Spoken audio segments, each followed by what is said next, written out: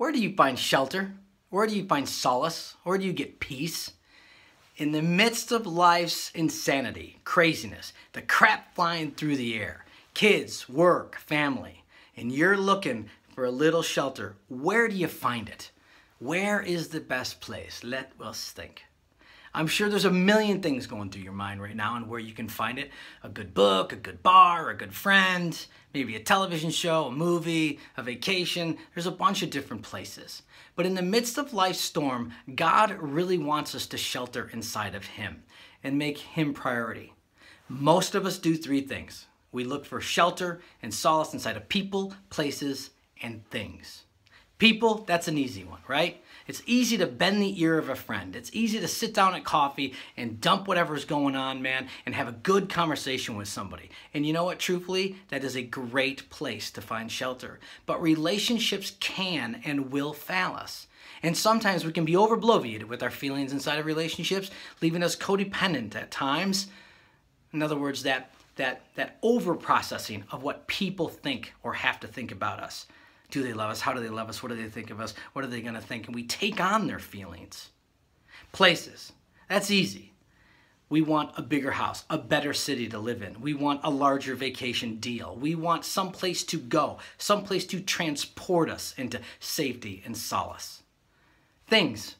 Another easy one. It's easy to go to the mall and it's easy to kind of, lose the craziness of life inside of buying a new pair of shoes, inside of a new car, inside of matching pillows on your bedspread.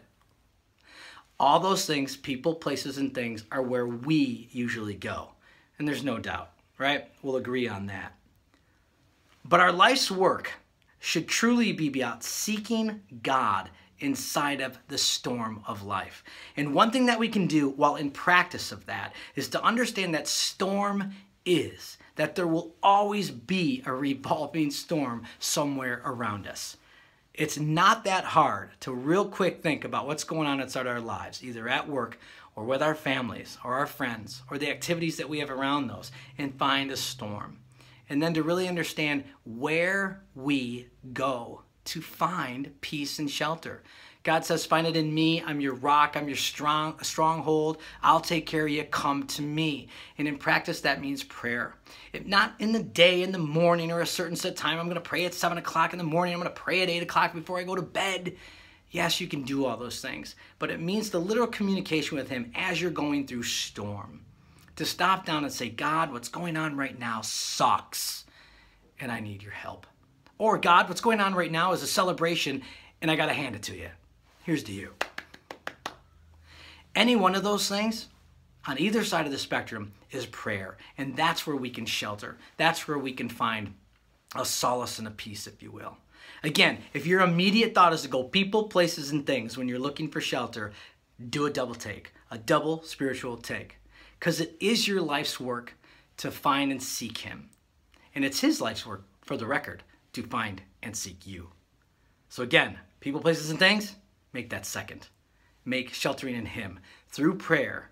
And that's just you and Him talking. That's all that is. Whenever you want. Any time of the day. He's available. I'm J.R. Mann. I'm a spiritual director, and I teach your life's work.